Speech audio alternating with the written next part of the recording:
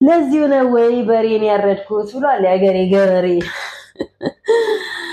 ለዚህ ነበረ ሲፍጨረጨር አልሰጥም አላነሳም አልደውልም አልሰጥም ብሎ እንቧከረዮ ሲል የነበረው። ለዚህ ነበር እኛም ስንንጫጫ ስንጮ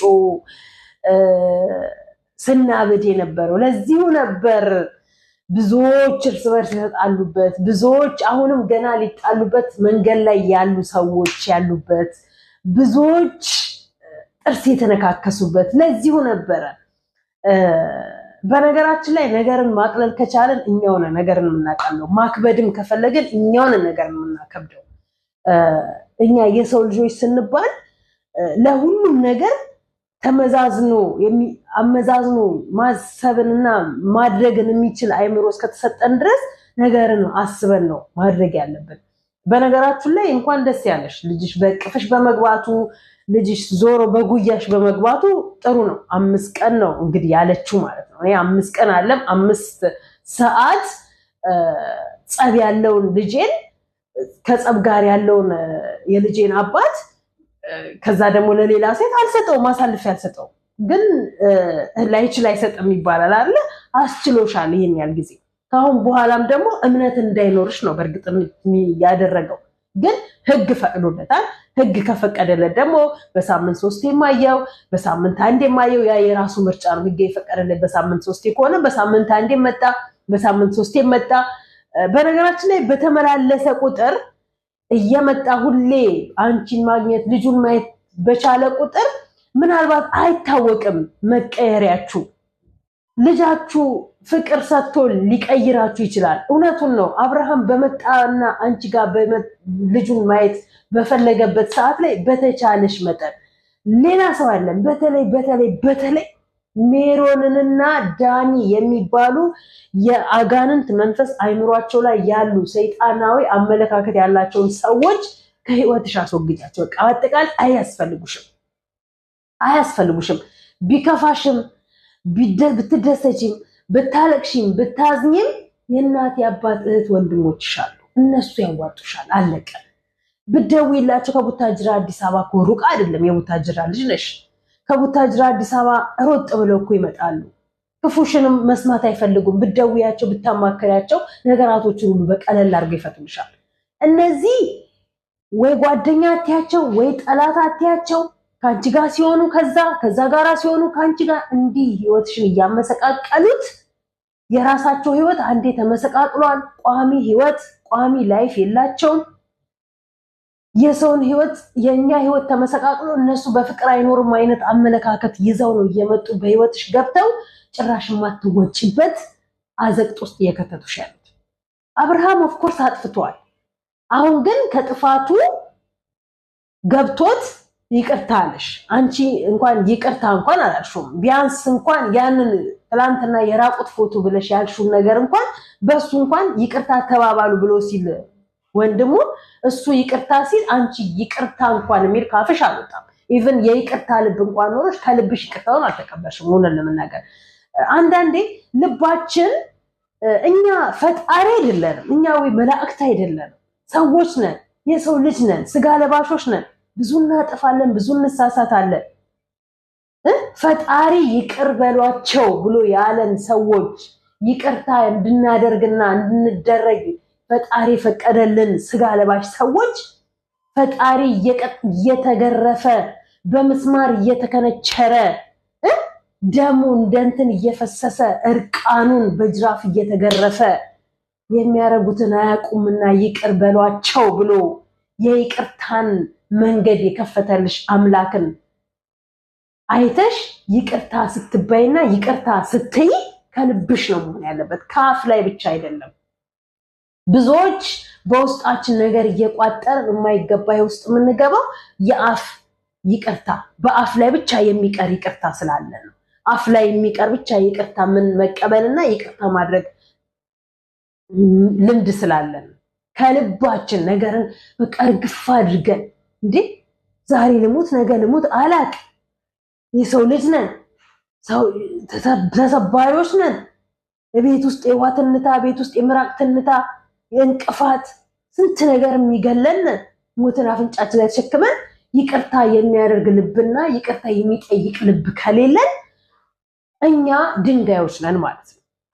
ስለዚህ ከልቡ ይቅርታ ካለሽ ልጅሽን ስለወሰደ ልጅሽን ወስዶ ለሷ ስለሰጠ ስደዊ ስላላነሳ ልጅሽ ያለበትን ሁኔታ ስላልነገረሽ እንደዚህ እንድትሆኚ ስላደረገሽ ይቅርታ ካለሽ እናንተም ደግሞ ምን እንዳሰባችሁበት ስላላወቀ እናንተም ደግሞ ከዚህ በፊት ከዳንኤል ጋር ተመሳቅረሽ እርቃኑን ቪዲዮ ስላነሳሽበት ኦኬ እኔም ይቅርታ አትጎጂም እኮ አትሰበሪ ይቅርታ ዳግመኛ እኔም እንዲህ አይነት ቦታ ላይ ላልደርስ ይቅርታ ተቀበለኝ ብለሽ ይቅርታ ብትዩ ይቅርታሽን ብትቀበዩ ትጸድቂያለሽ እንጂ አትኮነኝ።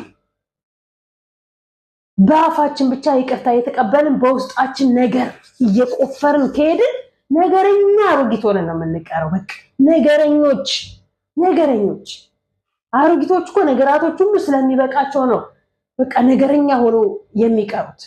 በቃ ወደ ሞቱ አፋፍ እየሄዱ ስለሆነ ትንሽ ነገር ያናድዳቸዋል፣ ትንሽ ነገር ያስጮሃቸዋል። ከራሳቸው ጋር ስለማይሆኑ ብዙ ነገር ስለምንትን ወጣቶች ነን። በወጣትነት እድሜያችን ይቅርታ ካልተቀበልን ይቅርታ ካላልን ምን ከሰው ጋር ኮሚኒኬት እናደርገዋለን? ባይሆን ይሻላል። እና ልጅሽ ቅፍሽ በመግባቱ ልጅሽ ናፍቆት ነው፣ ጠረንሽ ይናፍቀዋል፣ ጉያሽ ይናፍቀዋል፣ እምትስሚው እምታጫውቺው እምታባቢው ይናፍቀዋል። ያን ናፍቆቱን አንቺ ጋር ሲመጣ የሚያወራ ቢሆን በወሬ ሊገልጽ ይችላል። የማያወራ ስለሆነ በለቅሶ ነው የገለጸው።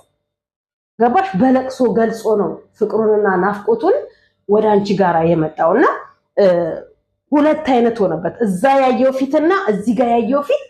ለዚህ ነው ልጅን ከእናትና ከአባት ነጥላችሁ እንጀራ እናትም እንጀራ አባትም አታሳዩት፣ ቢያንስ እስከሚያቅ ድረስ ክፉና ደግ እስከሚለይ ድረስ። ከቻልሽ ብቻሽን ከቻለ ብቻውን እንዲያሳድግ የሚፈቀደው ማለት ነው የሚፈለገው። ልጁ አሁን ተወዘጋገበ። እዛ ጋር ሄርሜላን ሲያይ ከርሞን የመጣው እዚህ ጋር ሩታን ሲያይ የሩታ ፊት ግራ ገባው። የሩታ ጠረን የሩታ ከለር ግራ ገባው። በዚህ ነው ተው ይቅርባችሁ። በልጅ ደግሞ ቁማር የለም፣ በልጅ ቀልድ የለም፣ በልጅ ጨዋታ የለም። በፍጹም ነው። ራሳችሁ እንደፈለጋችሁ የፈለጋችሁትን መሆንና ማድረግ ትችላላችሁ። በልጆቻችሁ ግን አይ ዶንት ኖ ኒንጃ እርግጠኛ ነኝ ብዙ ሶሻል ሚዲያ ላይ ዞር አልኩኝም እንጂ ቲክታክ ላይ እርግጠኛ ነኝ የሄርሜላና የአብርሃም ወዳጆች የሩታ ልጅ ምን እንደሚያደርጉት ማለት ነው። ያ ሁሉ በምን የመጣ ነው? የናንተ በሆነ ባልሆነ ሰጣ ገባ መግባት ለልጃችሁ ክፉ ነገር እንዲሆን ያስደርጋል።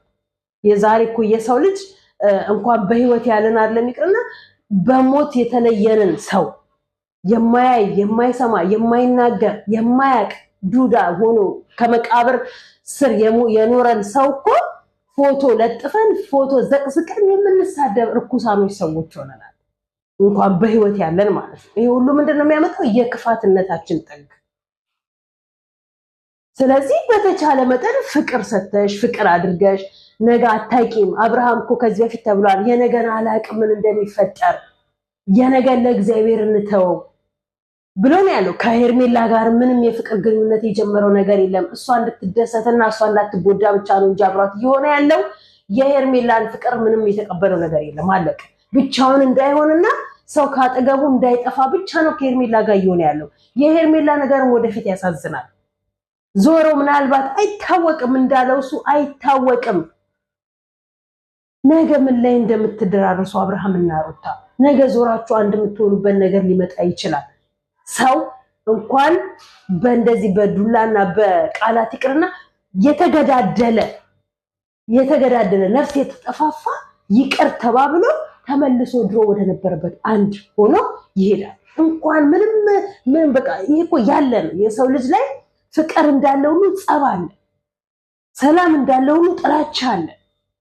ነገን ደግሞ ስታስቡት ፍቅር መኖሩን አስባችሁ ነው መጓዝ ያለባችሁ። የነገን ማን ያውቃል? ነገ ምን እንደሚፈጠር ምን ያውቃል? ማንም ከፈጣሪ ውጪ። ነገርን ለፈጣሪ ተውታለቅ። በነገራችን ላይ በአብርሃምና በሄርሜላ በኩል ትልቅ ቃል አቀባይና መርዝ የሚረጩት አቤልና ብሩክ ናቸው። በአብርሃምና በሄርሜላ በኩል ማለት ነው። በሩታ በኩል ደግሞ መርዝ የሚረጩት ወይንም ደግሞ ነገር የሚያቀብሉት ነገር የሚያቀጣጥሉት ሜሮንና ዳኒ ናቸው። እነዚህ ከህይወታቸው ቢወጡ ከህይወታቸው ቢያስወግዷቸው አብርሃምም ከዚህ በኋላ ከዚህ በፊት እኮ ብሏቸዋል። ከዚህ በኋላ እኔ ምንም ሳልላችሁ ምንም ሳላደርጋ ሩታ ቤት አይደለም የሩታን ስም ጠርታችሁ አብርሃም እንዲህ ሊያደርግ ነው አብርሃም እንዲህ ሊሆን ነው ብላችሁ እንድትሉ አልፈቅድም ብሎ አፋቸውን ቢያዘጋባቸው ወደ ራሳቸው ህይወት ይገባሉ። ጽጌም ማነች ሩታም ዳኒንና ሜሮንን ከዚህ በኋላ አይመለከታችሁም፣ መወሰንም ማድረግም የምችለው እኔና እኔ ነኝ ብላ ከነ ወንድሟ ኖቤል ጭምር ማለት ነው ማንም ምንም አያገባው ከህይወቴ ውጡልኝ ብላ ምንም አላድርግ ምንም አላድርግ ያ የራሴ መብት ነው ብላ እንደ ከዚህ በፊቱ እንደ ድራማ መልክ እንደ ፕራንክ መልክ የተናገረቻቸውን ቃላት የምር ሪያሊቲ ተናግራቸው ከህይወታቸው ካስወጣቻቸው ማንም ወሬ ከዚህ ወደዛ ከዛ ወደዚህ የሚያመላልስ ሰው የለም። እርስ በርስ እንደፈለጉ ይፋጁ በውጪ ጀምረውታል። ቡታጃዎች እርስ በርስ ቆይተዋል ከጀመሩ። አንዳቸውም ግን ወደ ተግባር ገብተው ምንም የተደራረጉት ነገር የለም። ሁሌ በፉከራ ሁሌ እንደዚህ ነው ሁሌ እንዲህ ነው። ብዙዎች በጣም ትናንት ጓደኛ ማቾች ወንድማማቾች የነበሩ ዛሬ በአብርሃምና በሩታ በአብርሃምና በሄርሜላ ዙሪያ ላይ ገብተው የማያገባቸው ውስጥ ገብተው ጸብ ናቸው። እርስ በርስ ለእንትን የሚፈላለጉ ሰዎች ናቸው። በቃ የሆነ ቀን ጠብቀው ማለት ነው። ይሄንን መስመር የሰጠው ማን ነው? ይሄንን መንገድ የሰጠው ማን ነው? አብርሃምና ሩታ። ከመጀመሪያ ጀምሮ ማንም በእኔና በሷ ህይወት አያገባውም፣ መታረቅም ካለብን መለያየትም ካለብን እኔና እሷ ነን ብለው ያም አፉን መንገዱን ቢያዘጋ እቺም አፉን መንገዱን ብታዘጋ ወይ ወደ ነበሩበት ሰላም ሄዳሉ ወይ መለያየትም እንዳለባቸው ገናዶ ተለያይተው ገናዶ ተዘጋግተው ልጃቸውን የሚያገናኛቸው በልጃቸው ዙሪያ ለብቻ ይገናኙ ነበር። ነገር አይቆሳቆሱም ነበር። ያም እነሱን ምክንያት አድርጎ ያም እነሱን ሰበብ አድርጎ በእነሱ ምክንያት ላይ ጸብ በደላላ የሆነ እርስ በርስ አይጣላም፣ እርስ በርስ ትልቅ ደረጃ ላይ አይደራረሱ ነበር። አለቅ ቡዜ ዛሬ ፎቶና ወጣለች። የቡዜ ፎቶ ተዘቅዝቆ ተሰድባለች መሰለኝ። የቡዜ ፎቶ ይሁን ቦታ ላይ ተለጥፋ ተነግሯታል መሰለኝ። ምንም አታመጡም እኔን በህይወት እንኳን ብታገኙ ጫፌን አትነኩኝም ብላለች። ልክ ነች። ጫፍሽ ጋር ማንም ላይ ደርስ ይችል ይሆናል። ወንድምሽ ሲታሰር ጠብቀሽ ግን አለ መተሽ አፍሽን መከፍቺው ሩታ ላይ ማለት ነው። ወንድምሽ ሳይታሰር ጠብቀሽ ወንድምሽ ሲጠፋና ሩታ ስደውልልሽ ስጠፊ ጠብቀሽ ነበረ ሄደሽ ሩታንም አናግረሽ አብርሃምንም ወፈልገሽ አናግረሽ ነገራቶችን መስመር ማስያዝ የነበረብሽ። ወንድምሽ በጣም ጨዋ የተመረቀ የተቀደሰ ስነ ስርዓት ያለው ሰው ነው፣ የተመረጠ ሰው ማለት ነው። በቃ ከንግግሩ ከስርዓቱ ትዳርን፣ ፍቅርን፣ የልጅ አባትነትን የገባው ሰው ማለት ነው። ሰዎችን ማስታረቅ ሲችል፣ ሰዎችን ማስማማት ሲችል፣ ለሰዎች ተው አንተ እንደዚህ ያለ አንቺ እንደዚህ አይደለም ብሎ ተናግሮ ሰዎችን ማሳመን ሲችልበት ማለት ነው። እንደሱ ነው መሆን ያለብሽ እንጂ ፍርደ ገምድል ሆነሽ በፍጹም እንዴት ትላንትና አለፈ ወድሽ ሳይሆን በግድሻ ወንድምሽ በሚያደርገው ነገር እንትን ብለሽ ከሩታ ጎን ሆነሻል። እናት ስለሆንሽ ልጅ ስላለሽ ነገር ልጆች የት እንደሚደርሱ ስለማታውቂ ዛሬ ደግሞ እዚህ ላይ ደርሳ 5 ቀን አይደለም 5 ደቂቃ ልጅሽን ሳታይ ካዋልሽ ካደርሽ ዛሬ ልጅ በተፈለገበት ቦታ ላይ የትም እንደሚሰረቅና እንደሚጠፋ እያወቀን ጠፍቶብሽ ዝም ብለሽ እንዴት ታሳስሪዋለሽ ብለሽ ማለትሽ ማዘቅዘቅ አለሚቅርና በአካል ብትገኝ ራሱ ሊረግጡሽ ይችላሉ። የሩታ ወዳጆች የሩታ ደጋፊዎች እዛ ውስጥ ያሉ ሊረግጡሽ ይችላሉ፣ አያገኙሽም እንጂ። እና አንዳንዴ የምንናገረው ንግግር ነው እኛንም የማይሆን ነገር ውስጥ የሚከተል ማለት ነው። ስለዚህ እውነትን እውነት ውሸትን ውሸት ሀቅን ሀቅ ብሎ መሄድ ለራሳችን ለእምነታችን ለክራችን ይጠቅማል። ሩታ ስታጠፋ ኦፍኮርስ ሩታን ነግራት እንድትስተካከል ከዚህ በፊትም ነግሬያታለሁ። እንዴት የባልሽን ገመና እንዴት የባልሽን ቪዲዮ እንዴት ለማንም አሳልፈሽ ትሰጫለሽ ባለጌነሽ ብዬ እሷንም ተናግሬያለሁ። ብዙዎቻችሁ ምን አገባሽ እሱ ካደረገ አይባልም። እሱ ካደረገሽ አንፃር እሱ ያደረጋት ሴት ነው የያዘው። እሷ ወንድ ይዛ ማስቀናትና ማናደድ ማበሳጨት ትችላለች እንጂ የባሏን እርቃን ይዞ ወይም የሚስቱን እርቃን ይዞ በማስፈራራት ምንም የሚያመጡት ለውጥ የለም። ስማችሁ ከመጥፋትና ሰው ከመሰደብ ውጪ ማለት ነው። አብርሃም ደግሞ እዚህ ጋር ሲያጠፋ አብርሃምን እርግጥ አለቅ። ስድብ እኮ ማለት የስድብ አይነት አለው። ጋጦጥ አመለካከት ያላችሁ ጋጦጥ ስድብ የምትሳደቡ ልብ ይስጣችሁ። እኔ ስድብ አልሳደብ፣ ግን በንግግር ግን እየረገጥኩኝ ልመልስሽ ይችላል። ያለቅ እኔ ቤተሰቦቼ ስድብን አላስተማሩም። ስድብ ደግሞ አይነት አለው።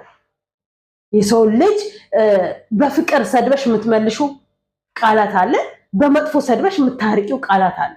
እኔ በመጥፎ ቃላት ሰውን ማንንም የሰው ልጅ አልሳደብም፣ አልናገርም። አለቀ። በፍቅር ሁላችሁም ተስማምታችሁ ተግባብታችሁ ወደ ነበረባችሁበት መለያየትም ካለባችሁ ተራርቃችሁ አለቀ። ማን ያውቃል? አብርሽ እንዳለው ማን ያውቃል? ወደፊቱ ነገ ሰላም ፈጥረው አንድ ቤት ውስጥ ደግሞ የሚኖሩበት ጊዜ ይፈጠረላቸው ይሆናል። ጽጉና ዳኒን ተለያይተው ይቀራሉ ብሎ ያሰበ ሰው የለም። ግን ተለያይተው ቀርተዋል። ዛሬ ጽጉ የራሷን ህይወት ጀምራለች። ጠጥታ ሰክራ ሄዳ አድራ ነክተኛል ብላ ትዘላለች። እንደ ልጃገረድም ያደርጋታል። ሚዲያው ላይ ለመሆኑ ልጃገረድ አለ እንዴ እናንተ? ሚዲያው ላይ እኮ ልጃገረድ የለም። ስንቶቹ ተነካክተው አንዴ በግማሽ እየቀሩ እየተዋቸው ያሉት ማለት ነው። የወንዶቹስ መቼም ታድለዋል፣ አያስታውቅም። ሴቶቹ ግን ያልተነካኩ ሴቶች የሉም። አለቀ ባጠቃላይ ማለት ከአንዱ ዛሬ ከአንዱ ወንድ ጋር ታይሽ ነገ ከአንዱ ወንድ ጋር የምትታይ እነዚህ እንዳሉ የተነካኩ ናቸው። ተመልከቷታው ቤዚንና ማርክናውን ተመልከቷ። ቤዚ አሁን የምትሰራው ስራ ማለት ነው የውሸት ነበር ኑሯቸው፣ የውሸት ነበር። ለስራ ብቻ ነው እውነትም የሚገናኙት ሚዲያ ላይ ለስራ ለቢዝነስ ለእውቅና ብቻ አለቀ። ከዛ በዘለለ የውሸት ነበረ። ልሞትልህ ልኑርልህ፣ ያላንተ ህይወቴ ባዶ ናት፣ ያላንተ እስትንፋሴ ባዶ ነው የሚሉት ማለት ነው።